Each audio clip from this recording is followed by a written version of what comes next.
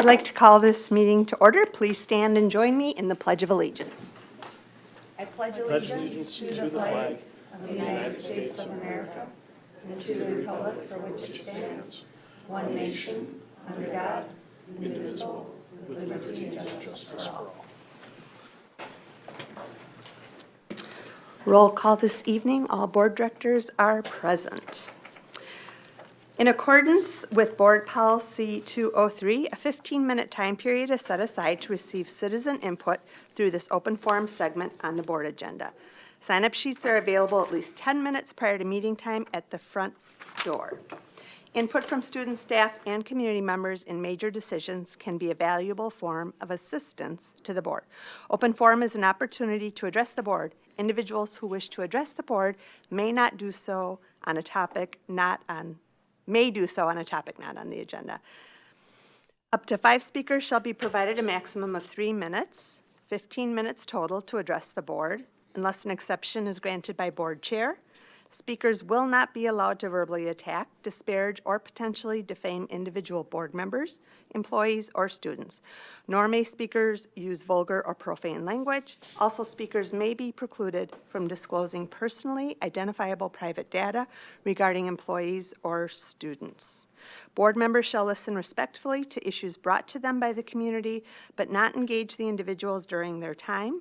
The board shall not deliberate or take action during the open forum regarding an issue presented. If follow-up by administration is necessary, the chair shall request that the superintendent follow up on the matter. When the board chair proceeds with the meeting, audience comments are no longer in order. However, the board members retain the right to call on district administrators for information to assist the board in its deliberations. We do have one speaker tonight, Lisa Atkinson. I'd invite you to come forward. You'll be my timer. Thank you. Thank you for your time and dedication to our public schools.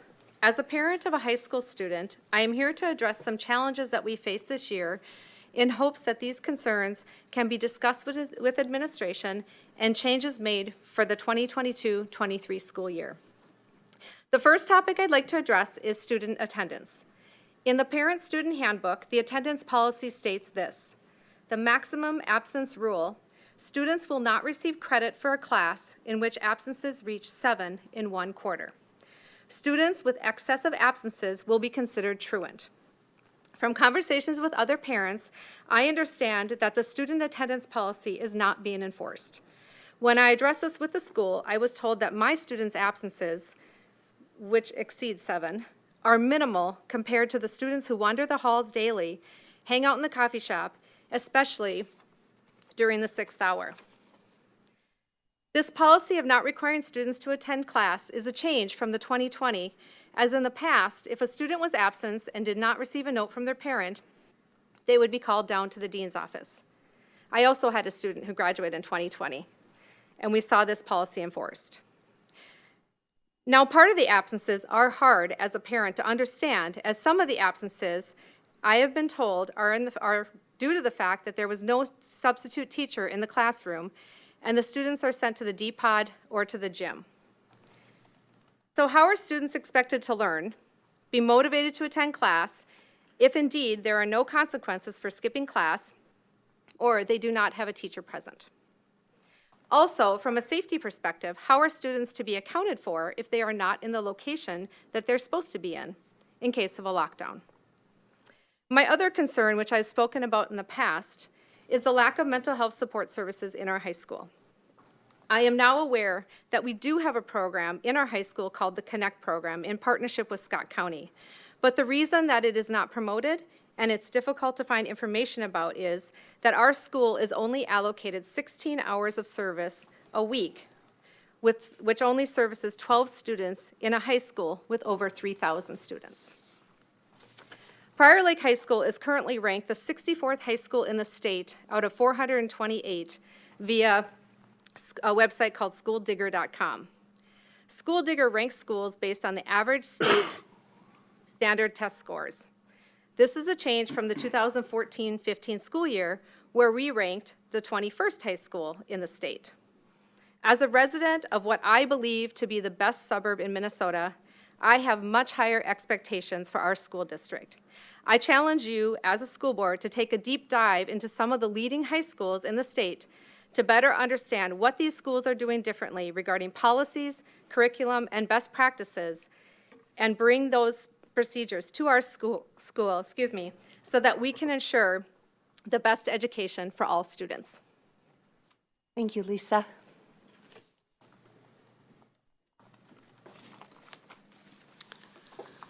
Okay, at this time, I would take a motion to approve our agenda as presented this evening. So made. By Amy. Who was the second? By Julie. All in favor say aye. Aye. Opposed? That carries 7-0. Next up is the consent agenda. Consent agenda items are considered to be routine in nature and will be enacted by one motion. On tonight's consent agenda, under financials, we have the check wire transfer disbursement summary, the wire transfer, EFT, and ACH banking activity, bank reconciliation statement for April 2022, monthly wire detail, monthly health and dental wire detail, monthly check detail, monthly ACH detail. The approval of school board minutes from the regular board meeting on May 9th, 2022, and the study session on May 3rd, 2022. Under personnel items, candidates for employment will be approved as presented. District retirements, and I'd like to just take a moment to mention our retirements this evening. Marlon Boyd, custodian at the high school, 37 years of service. Elvin McCaskill, night lead custodian at the high school, 19 years of service. And Rosalie Swarsky, ECSC paraprofessional at Edgewood for 5 years of service. Thank you to our staff for your dedicated time. We wish you well. Resignations, terminations, and non-renewals as listed in your board packet. Leaves of absences as listed in your packet, and the Q-Comp annual report. Do I have a motion to approve the consent agenda this evening? So made. By Julie. Second. By Enrique. Thank you. All in favor say aye. Aye. Opposed? That passes 7-0. Thank you. Next up this evening, we have the resolution for acceptance of gifts. This evening, we are recognizing and thanking donors from the Prior Lake Lions Club for a gift to the PLHS class of 2022, the Pam Hirsch and Diane Grunwald Foundation for a gift to the Deaf or Hard of Hearing microphone, and Mr. and Mrs. Dominic for a general donation to Westwood Elementary. This is a roll call vote, and I have to take a motion first. So moved. So moved by Enrique, and a second. Second. By Mary. Okay, Jonathan. Aye. Enrique. Aye. Julie. Aye. Mary. Aye. Stacy. Aye. Amy. Aye. Aye. That passes 7-0. Next up, we have Laker Pride. And presenting is starting with you. I'm starting, yes. Good evening, board members and community. At this point, I would like to invite Sam Oak up to the podium. We were planning on having some students here this evening to celebrate in terms of achieving the seal of biliteracy recognition. I don't think the students were able to make it tonight. There may have been some changes of plans, but I would like Sam to share a little bit about what this means, as well as the names of the students, and then we certainly have certificates that we will get to the students in honor and recognition of their achievements. Thanks, Sam. Thank you, Dr. Stallo. Yes, I guess the Monday after graduation really changes things in terms of the students' plans. But I did hear from a couple students to say they're tied up at work and are not able to make it to the board meeting tonight. However, the Seal of Biliteracy is a certificate that is given by the state of Minnesota that recognizes our students' either bilingual or multilingual abilities. This is the first year that we've given it in our Prior Lake School District. The Seal of Biliteracy has been around for a while, but this is the first year that we've given it here. It is a very tough test to take, and students who pass it either at a platinum level or a gold level are really strong in their bilingual abilities. It is said that students who achieve a platinum seal are strong enough their language skills are strong enough to interpret at a UN level. And students who achieve a gold seal are strong enough to teach at a college level in terms of the language that they are receiving the seal in. So we did have 3 students that passed the seal by literacy test this year here. We have Yelena Akhman, who passed the test in the Russian language and achieved a gold seal. We have Pedro Nobre, who passed the seal, who also got a gold seal in the language of Portuguese.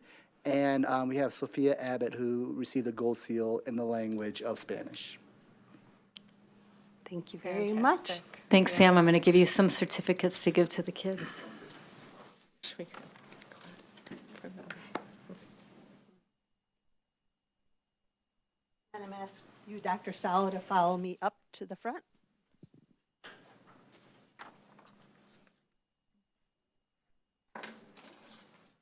Great. Prior Lake Savage Area School Board honors Dr. Terry Stallo. The Certificate of Appreciation is given in recognition of your valuable contributions to Prior Lake Savage Area Schools. You are a true ambassador of Laker Pride.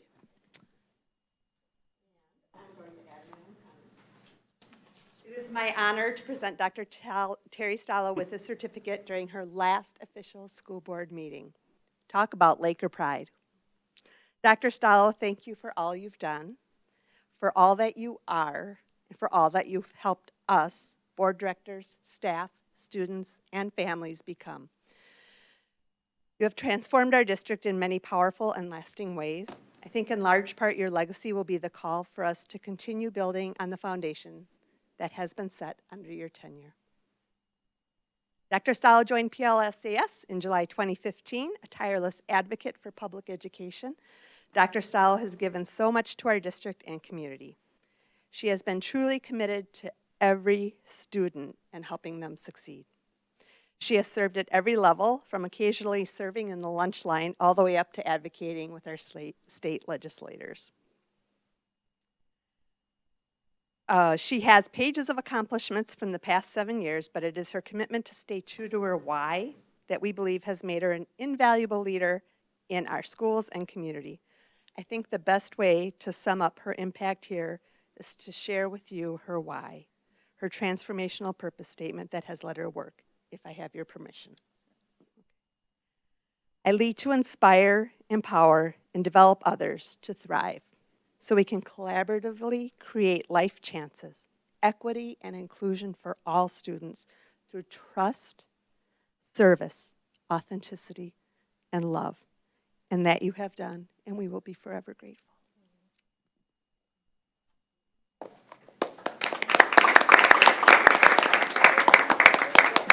We gotta get a picture. Get back up there.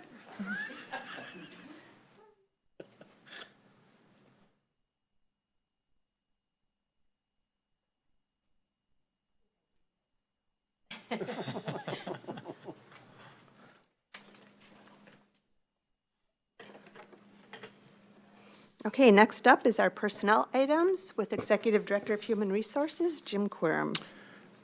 Board members, board chair, Superintendent Stallo, I have several personnel items to bring forward tonight. The first one is the approval of 2 new administrators. Neither one are here tonight. We'll introduce them at a subsequent meeting, but I bring forward the data sheet requests for Tammy Frederickson, who will be replacing Julie as Executive Director of Business Services, and Joel Dahl, who will replace Leanne with her retirement as the Director of Community Ed. Okay, do I have a motion to approve the new PLSAS administrators? So made. By Stacy, do I have a second? Second. By Enrique. All in favor say aye. Aye. Opposed? That carries 7-0. Second personnel item is related to additional staffing, in this case licensed staff, as we get to this point in the year and we have a better understanding of what our COVID dollars look like and also what student enrollment is. We have some ability with one-time COVID money to do some things going into next year. The first one is to add an authorization of 4 FTE classroom teachers, which would come out of COVID money. Again, this is just one-time money for 1 year, but it would allow us to look at some hot spots in the district at certain grade levels in some buildings. So that's one. There are also several on there related to Laker Online, which we've talked about many times in the budget presentation. So I won't go into too much detail on that. There's also another thing we've talked about is a lot of the unfilled positions we have. We have some unique needs in special education, like homebound instructor and some of those unique needs that have come up. And one way would be able to convert some of the unfilled positions into licensed staff positions. So all of that would be cost neutral.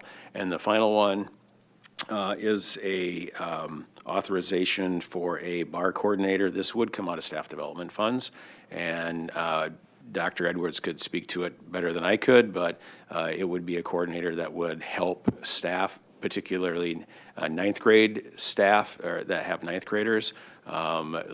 They help with social emotional needs, failure rates, all that sort. It's a national program which we have people trained in, and our ninth grade teachers have been implementing already. Most districts have at least a 0.5 or more bar coordinator. We've been doing it as an additional duty on one of our deans. And so we've looked at this, and Dr. Edwards believes we can take that out of staff development. So those are all the licensed. They all would be increases going into next year and the funding source. Thank you. Do I have a motion to approve the additional staffing of licensed staff for 2022-23? So made. By Julie. A second?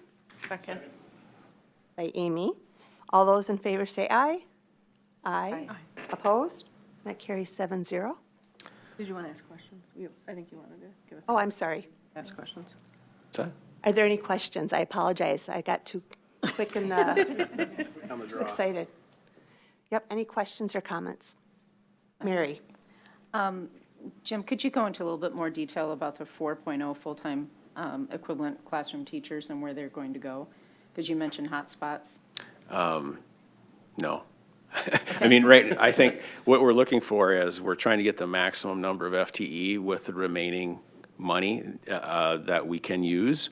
And now we'll sit down and we'll meet with administrators and we'll begin to look at some of the areas in which we can play with those 4.0. So the reason for saying that is I don't have any specifics right now. We're trying to get the maximum number we can, and then we'll rely on the expertise of our building principals, and I'll pull Dr. Edwards in as well, and we'll have a conversation about where we can best utilize those 4.0.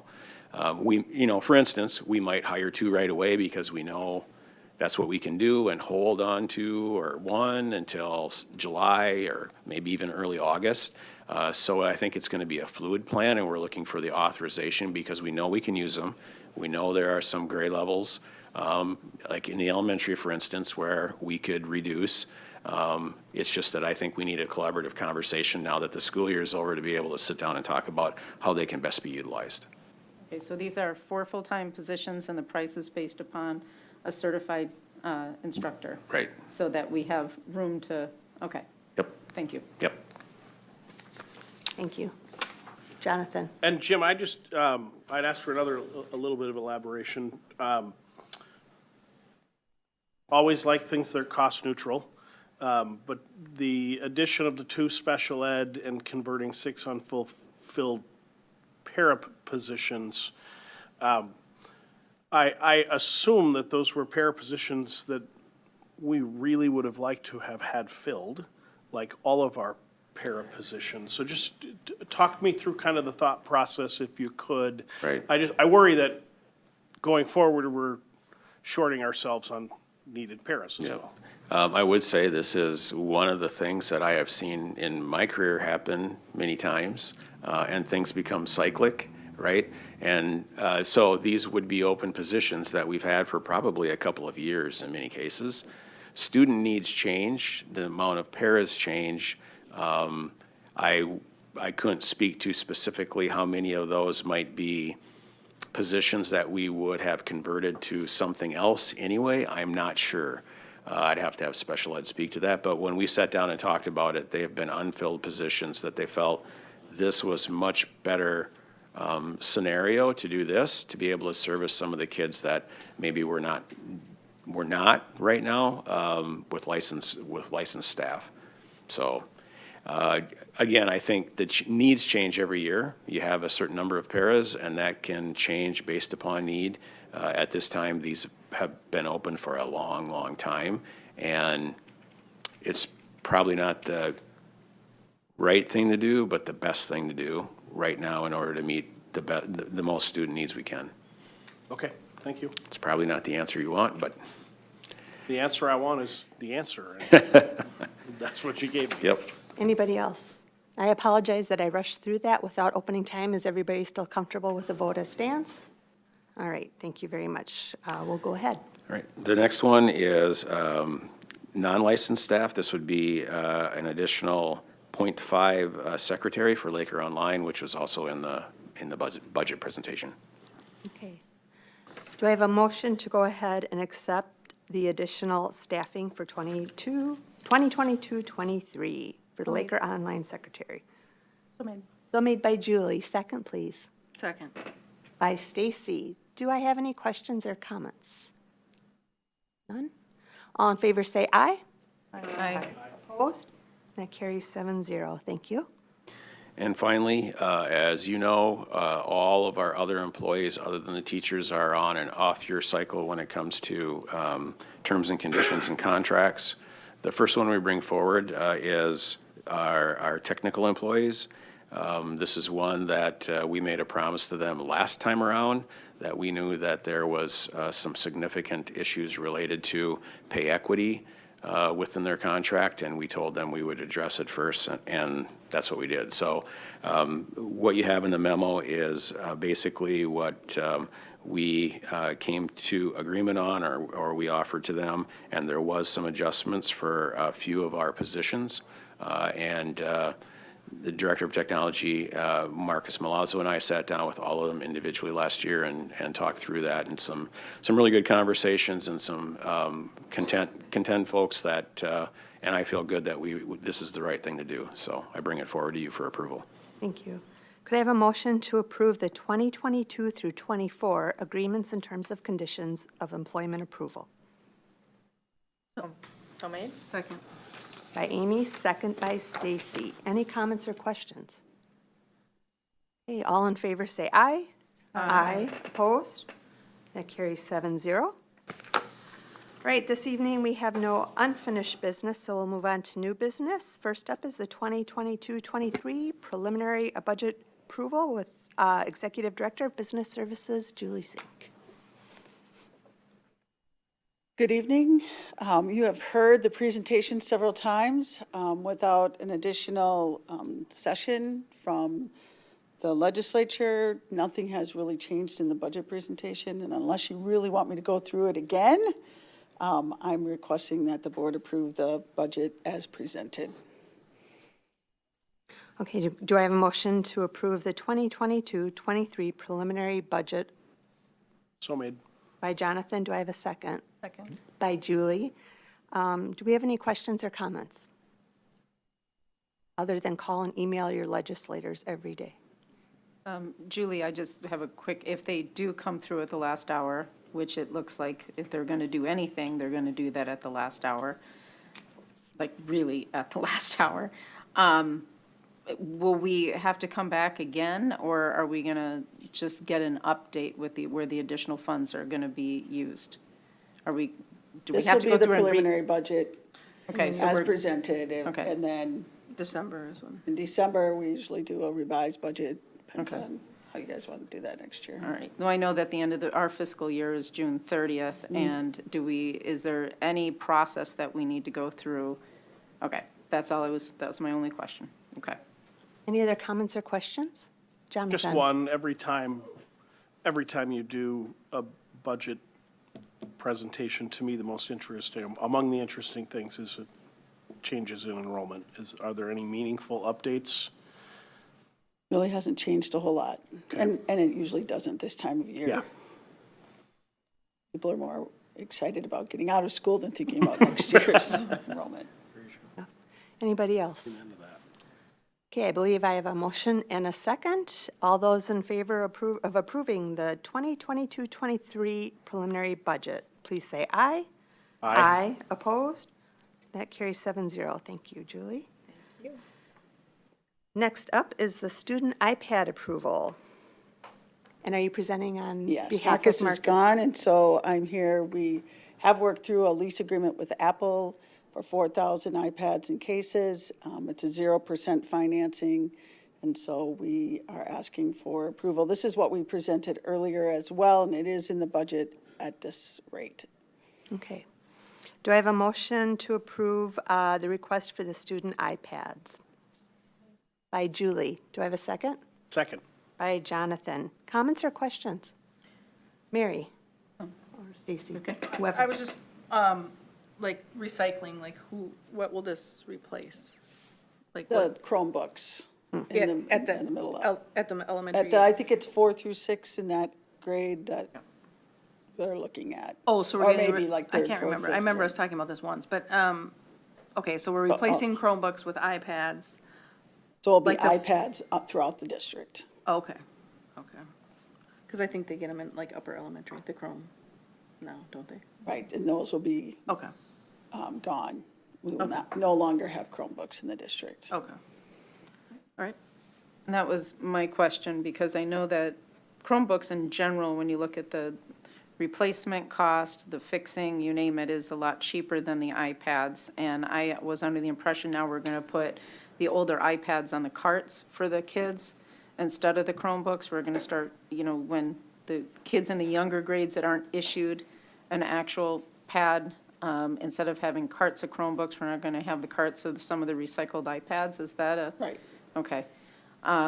So what happens when those no longer function? Are we going to pay the money to have those fixed? Or are we just going to? Chromebooks? No, the iPads, The older iPad. the older iPads.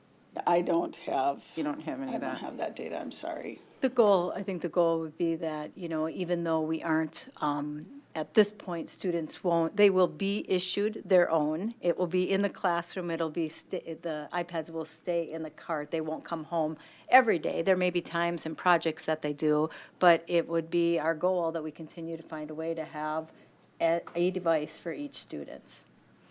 And Dan has something else that he would like to share, perhaps. I'll just address, first of all, with the Chromebooks, the cost of repair on the Chromebooks became such that we just could not maintain the Chromebooks. The iPad is a much more durable device.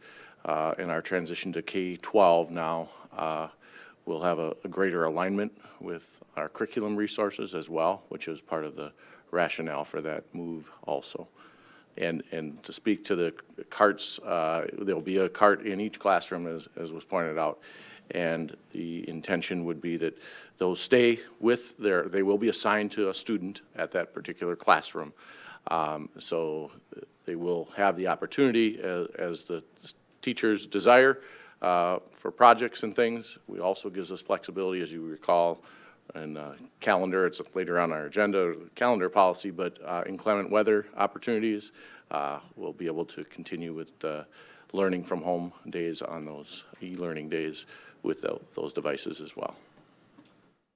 And I agree with that because the iPads have the cases on them, so they can get dropped a little bit easier. But the Chromebooks prior to the pandemic didn't go home, and they had keyboards, and that's one of the things that we are in desperate need of for all students of all grade levels. And to continue the hunt and peck with the fingers on the iPads is painful for the students. Most of them go off and buy their own laptops anyways or use a computer at home, so to be able to write a paper. So that was my concern. Chromebooks did go home during the pandemic. No, that's what I meant. Before the pandemic, they didn't go home, right? They And only went then- home under special circumstances. It wasn't until the pandemic that the Chromebooks went home, and we did have more. They're not as durable, but if we don't let them go home again, they tend to be a little bit cheaper, actually, to.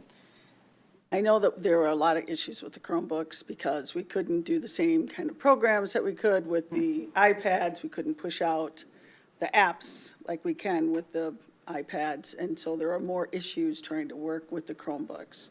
I think we've talked a lot about the cases and the keypads, and I think the intent was if the tech levy would have passed, we would have that, but it didn't, and so this is what we have available to us at I this point. appreciate you sharing that, Julie, because we were even piloting, if you recall, board members, we were piloting some of the keyboards, knowing that if we had a dedicated fund, we could have keyboards on those iPads.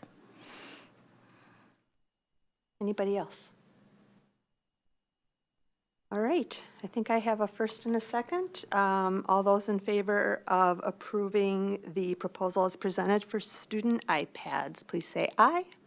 Aye. Opposed? That carries 7-0. Thank you. And you're up again, Julie, for the lease agreement on the copiers. So one of the things we always look at is our fixed costs.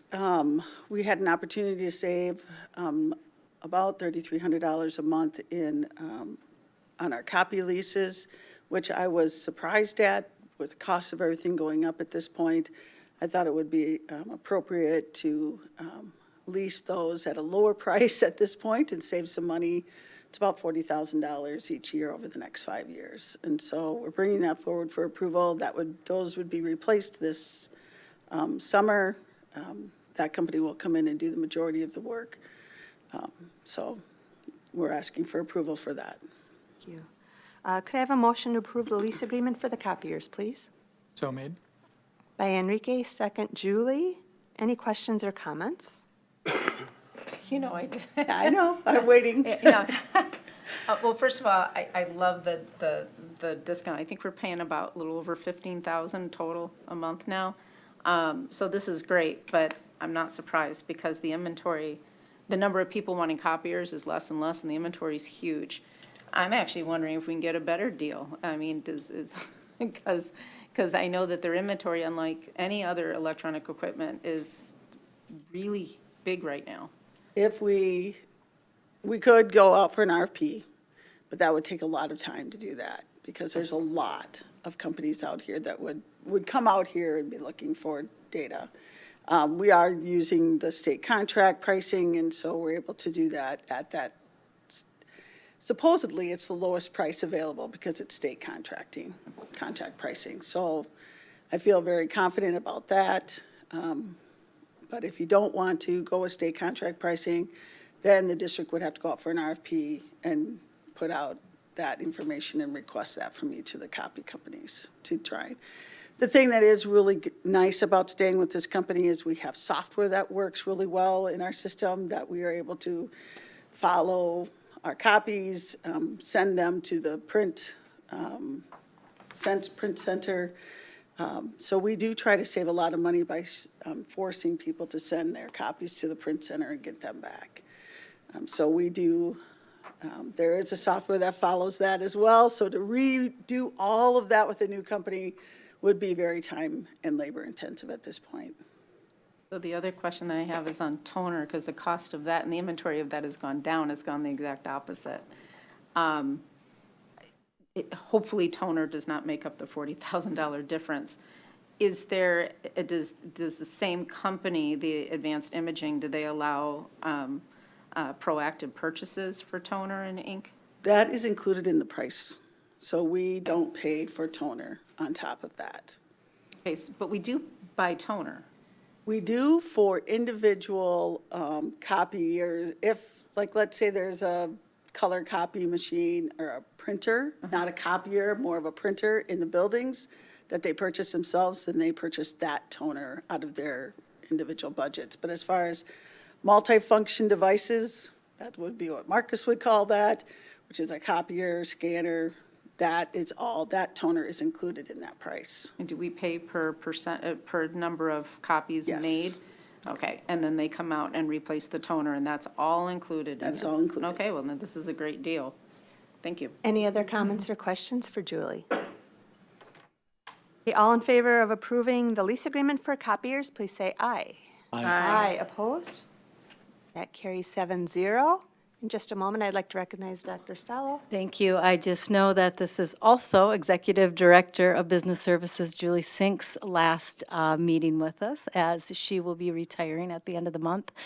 And I just want, on behalf of the district, thank Julie for her 12 years of service and leadership during some very trying times.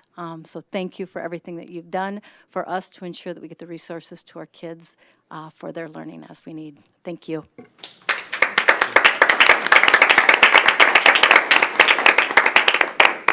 Julie, how many years of board meetings? 32 years, my last board meeting. Ooh. Thank you on behalf of the board as well. You have to go through some of the toughest, most difficult, and sometimes heated discussions and negotiations, so we appreciate everything. All right, next up, Southwest Metro Long-Term Facility Maintenance Plan Approval with Dr. Stallo. Excellent. Good evening, board members. Tonight, we're bringing forward, as members of of a member school of the Southwest Metro Intermediate District, the usage percentage of each district member is applied to levies on behalf of Southwest Metro. So tonight, we're seeking approval on a resolution for both the long-term facility maintenance work as well as the Safe Schools levy, which covers the cost of their SRO and some of their other safety equipment. This information was reviewed by all Southwest Metro superintendents, by Southwest Metro finance directors, by the Southwest Metro Board, of which Enrique sits on, and then we also brought it to our senior leadership team for review, and Jim Delwell was a part of that. So at this point, we seek approval for both of the resolutions in front of you. Okay, I'm going to take them separately since they will be roll call votes. So the first, do I have a motion to approve the resolution for long-term facilities maintenance with Southwest Metro? So made. By Enrique. Do I have a second? Second. Second, any comments or questions? Roll call vote. Julie? Aye. Amy? Aye. Mary? Aye. Stacy? Aye. Jonathan? Aye. Enrique? Aye. Aye. That passes 7-0. I apologize, I jumped out of order. I was like, don't we have to read it? I thought you said you were going to read it. Huh? No, well, no, that's fine. Oh, and I should read the I was thinking that resolution. you were supposed to read the resolution. I and like, was supposed to. okay, So sorry. resolution So I was approving focusing Southwest on that and trying to Metro figure out. Intermediate School District number 288, long-term facility maintenance program budget, and authorizing the inclusion of a proportionate share of those projects in the district's application for long-term facility maintenance revenue. Thank you. Thank you to a board who keeps me on task. Secondly, I'll be more careful this time. Could I have a motion for the approval of the resolution for the safe schools with Southwest Metro? So moved. By Enrique. Do I have a second? Second. By Julie. Let me read the resolution this time. We are being asked to approve a resolution approving Southwest Metro Intermediate School District number 288 Safe School Program and authorizing the inclusion of a proportionate share of the program in the district's application for safe school revenue. This will be a roll call vote. Jonathan? Aye. Enrique? Aye. Amy? Aye. Stacy? Aye. Mary? Aye. Julie? Aye. Aye. That passes 7-0. Thank you for your patience on that. Thank you, board members. And just a reminder, and Jim, I don't know if there's anything else to add, but our Southwest Metro always needs to get information earlier because they have so many member districts. We want to make sure that we get that information to them, and our long-term facility maintenance approval will come in July. In July, correct. Thank you. All right. Next up is Director of Operations and Transportation, Jim Delwell. Good evening. Chair Nelson, School Board, Dr. Stallo. Would like to advertise for bids for pavements for our LTFM program. Haven't had to do that in a few years. It was like every meeting for a long, long time. But so we would like permission to advertise for bids. The projects are at Prior Lake High School, Edgewood, Westwood, Jeffers Pond, Bridges, Loyola Del Lago, and Red Hill Ridge. Thank you. Could I have a motion to advertise for bid for the work done at the schools listed by Jim Delwell? So made. By Julie, second. Second. By Amy. Are there any comments or questions? Hi, Mary. Okay.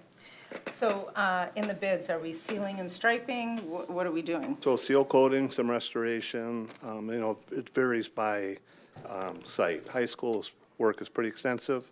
There's curb repair, a fair amount of seal coating too, though. No, do we usually use the same company for seal coating and curb repair? I thought they're different companies before? That's why, yeah, that's why we're gonna go out to bid for some of these projects. and so For that all we the get a- different pieces? Yeah, Okay. and then the amount, obviously, it's over 175,000, so that we package these so that we can bid, get better pricing. How often do we seal coat? In normal years, we try to, like, it's every 5 years we would seal coat, 5, 6, 7 years, something like that.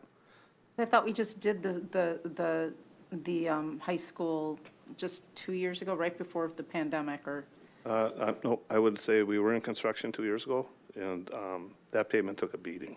yeah, I know, but I thought we had sealed it and then restriped right after it was done. That's, Yeah, we restripe independently of the seal coating, a lot of times, because the lines get faded and Yeah. worn, and, but the actual seal coating at the high school is, it's due. Okay. Any other questions or comments? Okay, all those in favor of going forward for a bid for the work as listed, say aye. Aye. Opposed? That carries 7-0. Thank you. Next up is our annual lead and water management plan report, which I believe will be you again. Correct. So we are required to test at 5-year intervals. This year, we tested 915 samples throughout the district. They were collected at Bridges, District Service Center, Edgewood, Five Hawks, Hamilton Ridge, Hidden Oaks Middle Schools, Jeffers Ponds, Mincaps, High School, Red Tail Ridge, Westwood, and Twin Oaks. The results were very good. You can tell in your board packet that we had levels over 20 parts per billion of lead in only 3 sites. Normally, the measures we take to eliminate lead then is to change out fixtures. We did that, and we still had one at Twin Oaks that came back above. Not sure why, but we've labeled that non-potable as our strategy for remediation. Great. Thank you, and I don't think we need any board action on that tonight. Nope, this will be going on the website. Great. Great, thank you. Thank you very much. Next up is the approval of the 2022-23 district organizational goals and priority work. Great, thank you, Chair Nelson. In your board packet is a copy of the district priority work, the board goals. We did review these at the last study session. This is a part of our annual process that our leaders go through as we wrap up goals and priority work for the year, which you get a review on all of that, and you follow and monitor the operations of oversight throughout the year. This has been collectively created by our administrative team. We've gone through multiple drafts processes with both learning leaders and senior leaders, and this evening I'm bringing this forward, seeking approval. Thank you. Could I have a motion for the approval of the 2022-23 district organizational goals and priority work? So made. By Julie. Do I have a second? Second? By Jonathan. Comments or questions? All right, all those in favor of approving the 2022-23 district organizational goals and priority work, please say aye. Aye. Opposed? That carries 7-0. Thank you. Next up is the superintendent yearly evaluation public statement. The school board did hold a closed session for the superintendent evaluation on May 23rd, 2022. The school board will now summarize its conclusions regarding the summative evaluation and will read a public statement. And I've asked Vice Chair Amy Crosby to read the statement publicly. Dr. Stallo led this district effectively and passionately with our students at the forefront of her mission. During perhaps the most challenging 2 years for public education in our lifetime, she led with energy and passion each and every day, worked harder than anyone could ask, developed new leaders in the district, and saw us through very difficult times. She has been a model of what tireless advocacy for all students looks like. She demonstrated the importance of raising voices and bringing diverse stakeholders to the table, from students to state leaders. She faced difficult conversations head-on, both one-on-one and in front of an entire community.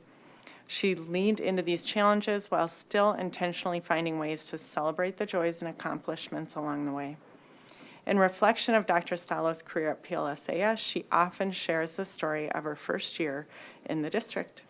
As she got to know the staff, students, and district systems, she wrote 3 things on a Post-it note that has remained on her desk throughout her tenure.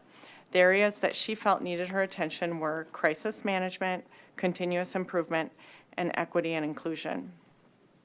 In her 7 years in our district, and most certainly in the past year, she has elevated and strengthened work in all 3 of these critical areas. While we acknowledge and celebrate Dr. Stallo's commitment to public education during her tenure at PLSAS, it was quite validating and fitting when the Minnesota Association of School Administrators named Superintendent Dr. Terry Stallo the recipient of the 2022 K.E. Jacobs Memorial Award. This award recognizes excellent leadership and involvement in MASA and other educational organizations by a female administrator. Dr. Stallo met regularly with area superintendents, participated in many state organizations, was a member of several community organizations, and also served on several state educational boards and agencies. As the board, we extend our most sincere gratitude to Dr. Stallo as she moves forward in her career. We know that our future success will be built on the foundation that she helped put in place and the work that she tirelessly led during her time here, and we are forever grateful. Thank you. And while Amy got to read that, I would like to allow a moment if anybody else would like to make a follow-up comment during this last meeting. I'll make a comment. I just wanted to thank Dr. Stallo for the last 7 years of your leadership and guidance for our district. You have been a catalyst, I think, for change. I think Michael said that so eloquently before, and it is a change in culture that we needed and that I think we will continue to move and build on as we go on, as you leave us. So I also wanted to say thank you to your family, to Trish, Tate and Tegan for sharing you with us. I know a lot of times they came second, and though you did a really good job of managing that, by the way, just making things, it's hard with the nights and all that kind of stuff. So I just want to acknowledge the commitment there from your family too. And I know, as you move on, I think that's going to be a nice benefit for you, so you're going to be able to see them probably a little bit more than what this job allows. And lastly, I just going to dearly miss seeing your face around here each and every time I come in. So, thank you. Anybody else? I'll just add my comments that even though I did some more formally earlier, it's one thing to get to know a leader during normal times. It's another thing to get to know a leader during extraordinarily challenging times. There were a lot of late hours. There were a number of weeks where you didn't go a day, if even an hour, without having to call one of us or talk to us about a situation. And I've learned so much from you, personally and professionally, by the way you navigated those situations and were able to respond and show up with probably every last ounce of energy you had authentically and always putting the students first. And I will always be grateful. I will always carry that in my heart in the work we do in the district to do. So thank you very much. Thank you. May I? What do you mean? Just a couple things. First of all, thank you, board members. That was very, very kind. Thank you for the comments. Mostly, thank you for believing in me. Thank you for believing in my vision. Thank you for believing and allowing me to empower others through shared leadership. Thank you for believing in and supporting a focus on all of our learners and equity and inclusion and continuing to move that work forward. Thank you for believing in continuous improvement, and mostly thank you for helping me build really important relationships, because at the end of the day, that's what this is all about. It has truly been my pleasure to serve you and the Prior Lake Savage Area Schools. Thank you. Thank you. Now on to exciting policies. We had annual policies for review. These are up for renewal in July and have all either been recently reviewed or are in the review process. We will be expected to approve them in July, and they were included in your board packet. Were there any questions about those at this point? They will come forward again then, right? Okay. In policy 413, I believe, you still have, the school board designates the assistant superintendent. Did Thank that- you. Thank yeah. you, good We'll get catch. that, Chair. Yep. Thank you.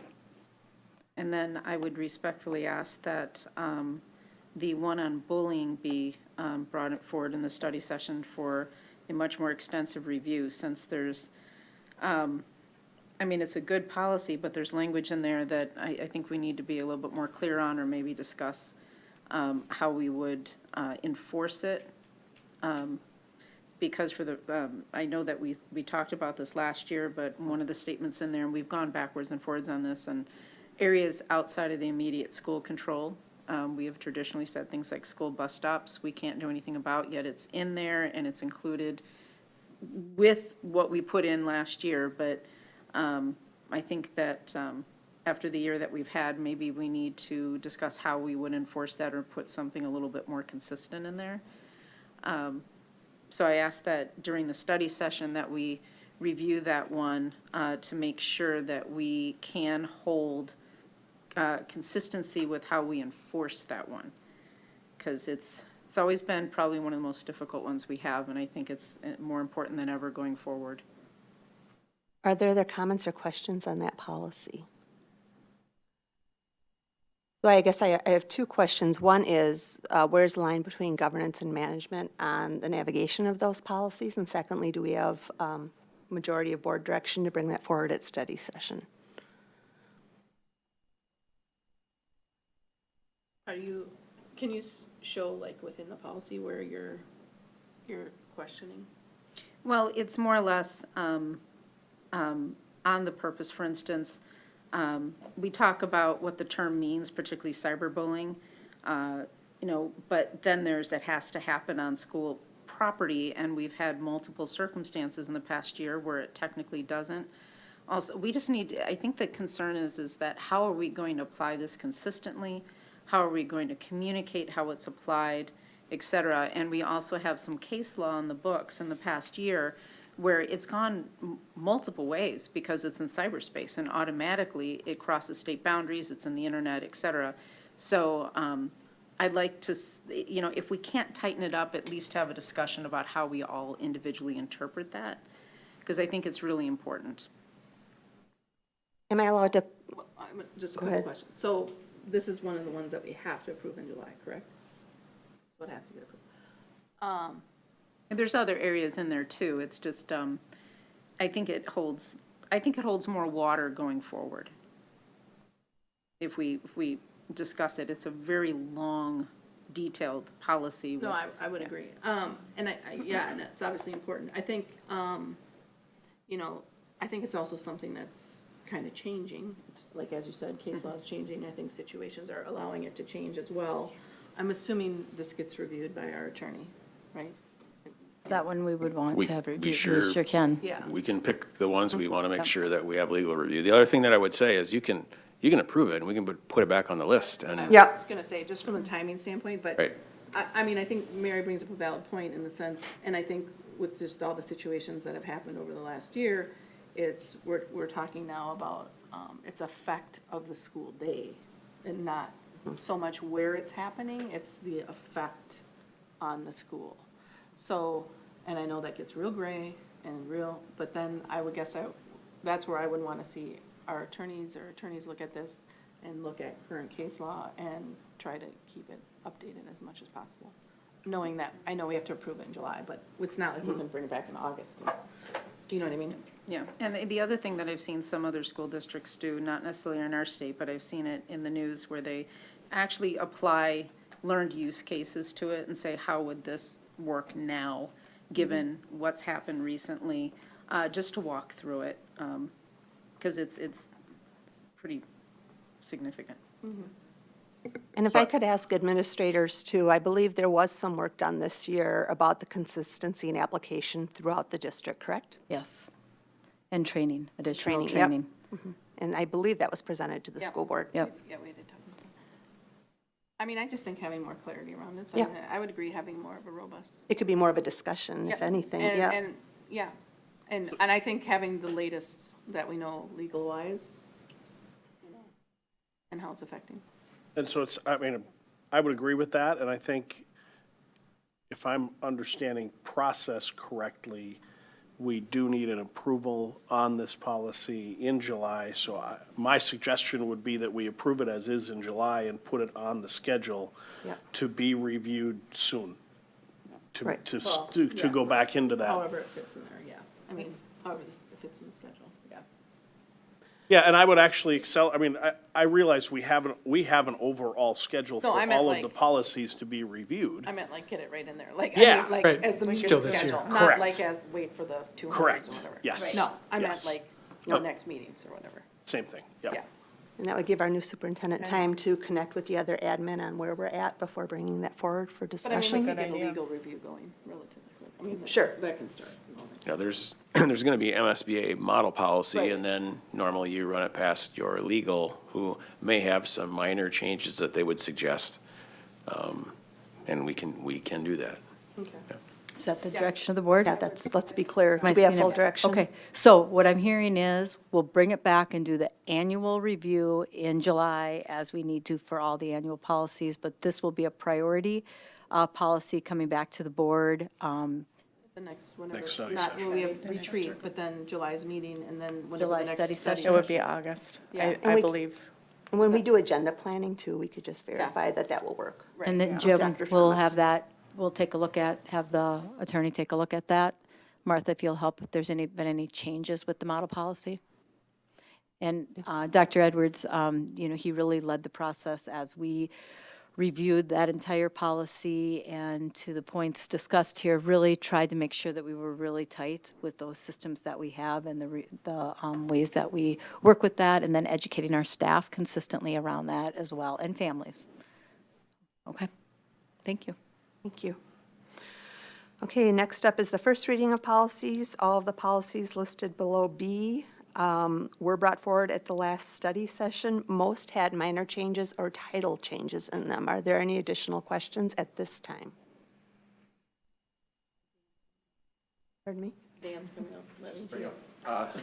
The school calendar policy had some conversation, and we did put the April date back in there. Okay. Again, just to remind you, our plan will be that we would continue to follow what we've been past practice, and that is to bring the upcoming school year's calendar for review by December. And we intend to do that, but we did put the date back in there Okay. as a final deadline that we Okay. need to follow. Thank you very much. Any other comments or questions on the policies as listed? Okay, thank you. There are no second readings this evening, and then we bring forward for approval, Board Policy 509.1 and Policy 513. I'll start by taking, is the board comfortable with approving them in one motion, or do you want them separated? I'd like them separated. Separated, okay. Could I take a motion for the approval of Policy 509.1? So made. By Stacy, do I have a second? Second. Jonathan, okay. Comments or questions, please? What was the title of 509? I'm trying to think. Kindergarten, early entrance. Okay, yeah, okay. Just want to make sure I'm on the right page. No comments or questions? Okay. All those in favor say aye. Aye. Opposed? Nay. Okay. That carries 6-1. Next up, could I have a motion to approve Policy 513, Curriculum Acceleration? So made. By Julie. Second. By Mary. I'm seeing a pattern. Comments or questions on Policy 513? Okay, at this time, all in favor of approving Policy 513, please say aye. Aye. Opposed? That is approved, 7-0. Thank you. Next up, are there superintendent report? Excellent. Thank you very much. At Prior Lake Savage Area Schools, our mission is to educate all learners to reach their full potential as contributing and productive members of our. Wow, the last time I do it and I mess up, let's try that again. The mission is to educate all learners to reach their potential as contributing and productive members of our ever-changing global community. Our collective work is focused on that mission, and tonight I'd like to share some of the work in which we've been engaged. First of all, Friday night in Dan Patch Stadium was a gorgeous night for celebrating Prior Lake High School students and Bridges area learning students. We had 732 graduates walk across that stage, and it was really a gorgeous evening. I want to thank all of you board members for the work that you've done to lead to their success, as well as the teachers and the staff across the district. Families, we join you in being very, very proud of our students, and we're excited for what's next for them. As we celebrated the end of the year, I was able to get into all of the buildings last week, and it's always such a bittersweet time for students and staff. Lots of celebration, lots of hugs, lots of laughter, and lots of tears as they say goodbye to one another and really celebrate the learning and growing that they've done together. We also got a chance to come together Friday morning as a district staff for our annual end-of-the-year breakfast and awards, where we were able to celebrate many of our outstanding teachers and support staff. So congratulations once again to those winners. For the viewing public, we'll be sharing the award results this week through email and on our social media channels so folks can see that. Earlier today, actually most of our day today, we held our second functional exercise for the standard reunification method. This practice exercise is a gigantic undertaking. Took months of planning and involved about 200 people today. The exercise is designed for staff to test and review the setup procedures and processes for implementing a reunification should there be a crisis in one building and we need to move students and then reunify with families to another school. Training also involved several observers. We had about 40 folks from other school districts, from our local fire, police, EMS, Shakopee, Minnewacan, Sioux communities, who got a chance to observe what we were doing. We heard some amazing feedback from them and gratitude to them. They just said they have never seen anything like it, and I certainly, before last year, had never seen anything like it. The observers were really, really grateful for that. We also had a crew on site and are making a training video, which will be able to be used in the future. There are so many people to thank. Like I said, I think we had 125 of our staff, and many of those staff didn't need to come in today, but they came in and they were playing multiple roles, and we actually did some cross-training, so several of them played 2 roles. And specifically, I would like to thank Joel McCall, Maureen Mullen, Jim Delwo, and Joan Heisey for dedicating so much of their time and attention and energy to ensuring that this focus stays in front of us at all times.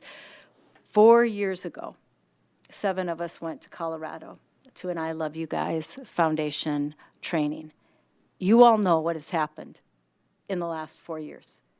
Yet they stayed relentless on this focus and continue to put hours in every week to ensure that we had safe plans in place for our kids and our families. So I am so grateful for their leadership and dedication, and I know they'll continue to improve. They're going to put out a survey today for the folks that were involved to see what other changes we want to make.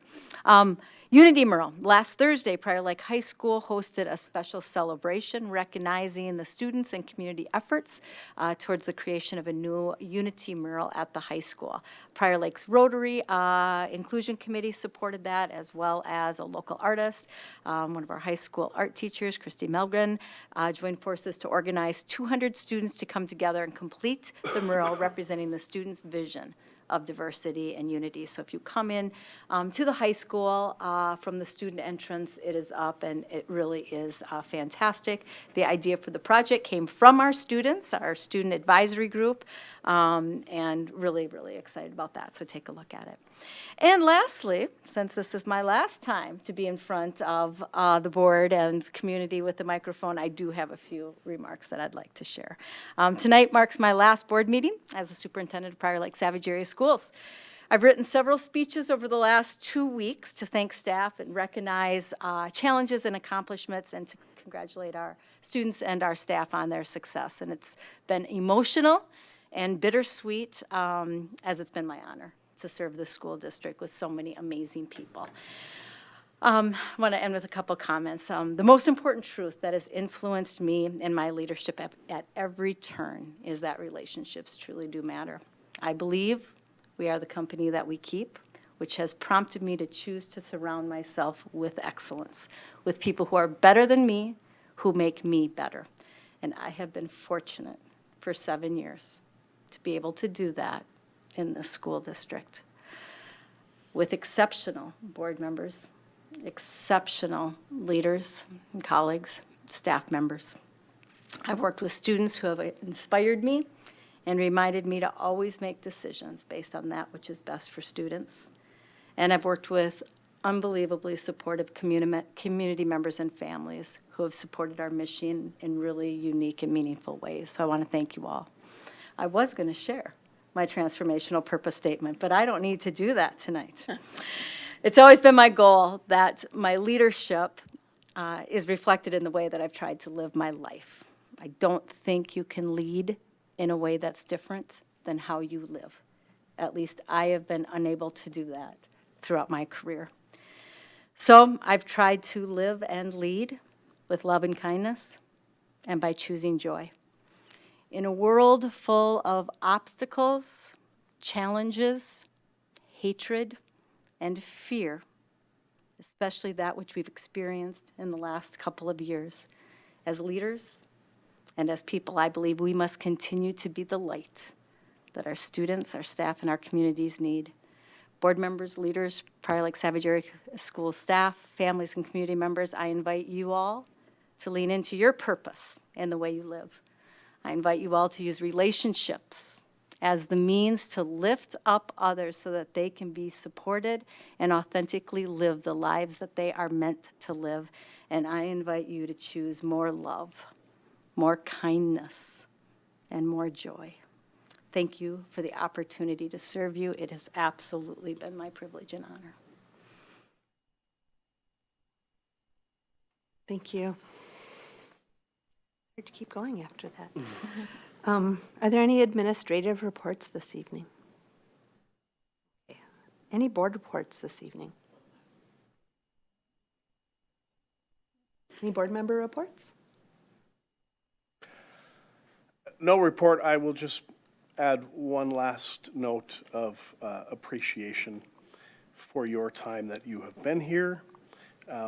You inspired my students, and the children that came through this school district, and my three all, and I'm not exaggerating when I say we're inspired by your leadership.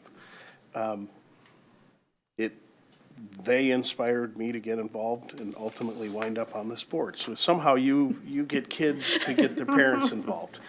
And it's just, it's remarkable. And you will be missed, you will be sorely missed. And I will just one more time say how grateful I am that you chose to be here while my children were in this school district. Any other reports? At this time, future events I want to call your attention to. The school board retreat will be June 20th from 4 o'clock to 8 p.m. I will be sending out more information later in the week ahead of the retreat. And the regular school board meeting, next one, is July 11th, 2022. And I also just want to call your attention to, Sam, correct me if I'm wrong, but tomorrow's the deadline to register for the Equity Summit. Sam has sent information to all of us. I'd encourage you to check your email. It will be the first annual, hosted by us this year, and it looks to be an amazing, deep, and rich day with many participants throughout the area. So, thank you.